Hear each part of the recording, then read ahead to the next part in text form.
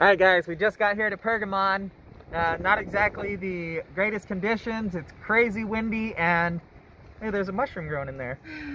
And and it's raining, but you know, we came on our way to go to from Burhianiye to Kuşadası.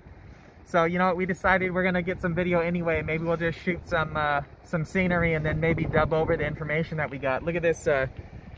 There's a model here. Basically, I guess would be the Acropolis, huh? Yeah. And look at, there's a mushroom growing in there. That's what I was just talking about. So we're gonna head up and do the best we can to get some footage that's not shaky because the wind is insane. This site is pretty extensive. I doubt we'll be able to see everything. We actually sat in our car for a while because the rain was coming down pretty good and the wind was insane. So we've only got about 3.5 hours to explore the site before they close, which is at 4. So right now the hours are 10 to 4, and I forget the months. I'll try to remember to put it in there, but it's basically during the winter and the off season. And the entry was 50 Turkish lira a person. We paid 100 for the two of us. Parking's supposed to be 9 lira, but no one asked for parking from us, so that's good. So we paid 100 Turkish lira, which is roughly $7 a person, so we paid about $14 to enter, and we're gonna head up and check out the sites. This is the foundation for the altar of Zeus. It was built in 2nd century BCE and is the second largest altar behind the Parthenon in Athens that survived Antiquity. It is said to be the seat of Satan as it resembles a gigantic throne, and that's why Pergamon is known as the center of evil. The original altar stood 40 feet high and it stood atop an 800-foot hill. And this is the original altar. They took it down brick by brick and moved it to the Pergamon Museum in Berlin. And so here we're pointing out some of this earthenware piping that's in the ground, and there was actually 240,000 different pipes that ran through the city. But more interestingly, they actually had lead pipes that were under pressure to bring water up the mountain into the citadel at the top, which is a huge feat of engineering for the time. We're talking 2nd, 3rd, 4th century BCE. We've noticed a couple of pieces of pottery as we've gone along because it's been raining, so a lot of the dirt has been rinsed away. And there's been like little pieces of pottery, little colored pieces of pottery. So that's kind of interesting. Keep your eyes open. Yeah, if you come after a rainstorm or something, keep your eyes out for it. I don't think you're allowed to take it, but it's kind of neat to find. It's fine. So check this out, guys. This theater, I'm going to show you here in a sec, but these holes were where the wooden beams would have went for the stage. That was actually, they were able to take the stage up and down depending on the certain performances. So these holes that you're seeing here are actually just like peg holes for the stag to be erected. But look at this theater. This is insane. Look at that. Were you just telling me about the steepness of it? It's the steepest theater in all of Antiquity. It's not the biggest. It's one of the bigger ones, but it's absolutely the steepest, and it's at 10,000 people.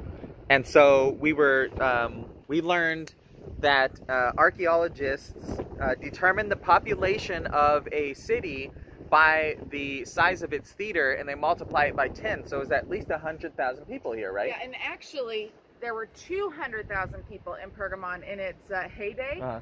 But so that they actually built another theater a little bit lower, that's a Roman theater, so that they could accommodate actually all of the... So lower from where we are now? Yeah, yeah. But this is the main theater, the old theater. Look at this. And it would have been for 100,000 civilians. So impressive. Look at this insane view from at the top of this. There's this really neat, like, wall here. So that's the Temple of Dionysus. We probably won't go back down there since we found this little shortcut to get out of here. But look at this theater, it's insane. I did mention several times how impressed I was by this theater, but it truly was an impressive theater.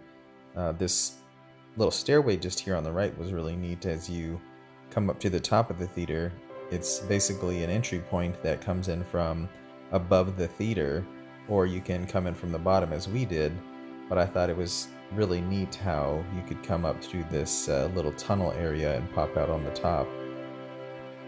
And at the top is the Temple of Athena, which you'll see here in a sec, or at least the bases or what's left of it. But look at this stairwell tunnel, it's really neat.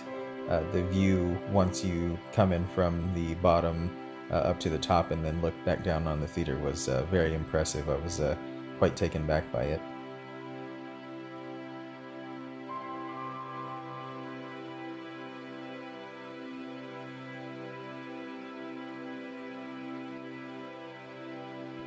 And here are the remaining walls of the Temple of Athena. It's the oldest temple in Pergamon, dating back to the 4th century BCE. And just in front of it is the Library of Pergamon. You can actually see on the ground, if you look closely, little notches in the stonework that would have sat the bookshelves that held all the scrolls. Now there was 200,000 scrolls housed here, and that made it one of the most important libraries in all of antiquity, just behind the Library of Alexandria. And Mark Antony actually came and took all of those scrolls and gifted them to Cleopatra.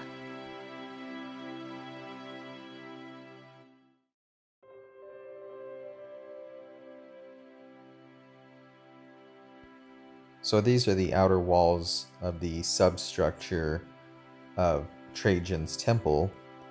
As I enter in under this arch, you'll see just another series of arches that were basically set up to support the weight of the upper structure. I did read that there was a point when these lower arches were plastered and then some of them were bricked up, and then they were actually used to store water. They were basically converted into cisterns. But other than that, there really wasn't much usage of them. But this area here was pretty impressive, and it was really neat to walk through there.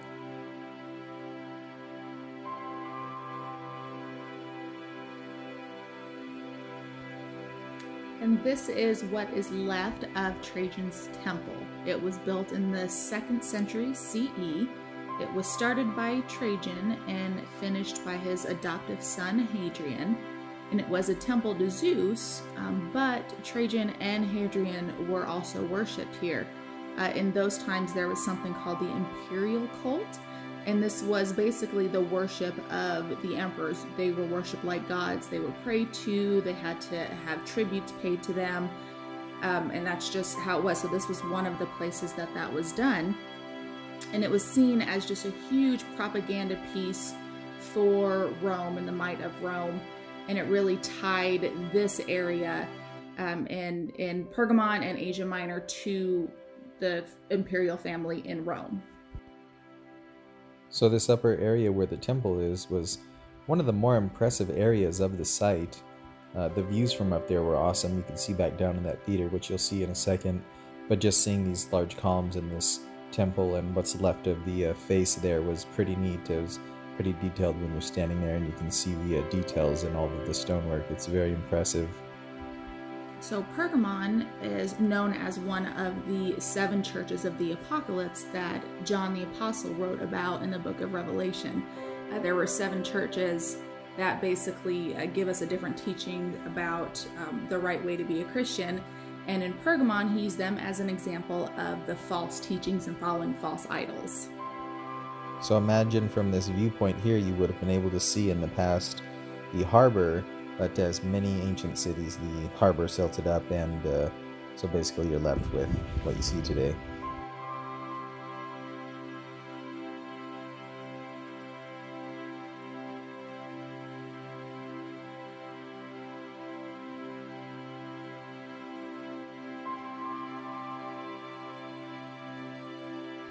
So you can see they built these roads really well, as they're still in pretty good condition to this day, but I think this was just some housing areas. Something. Yeah, I think there's like a palace and a Haroon there that would have been for the early architects of the city, and we actually only got to explore about 50% of the city. there's lower portions, there's temples, there's another theater, but the weather just got too crazy and too bad, so we had to kind of ditch the rest of it. Yeah. But if you go, definitely remember that this is only the upper half. There's a whole lower portion as well. Yeah, so thanks for coming along, guys. Stay safe and stay sane out there.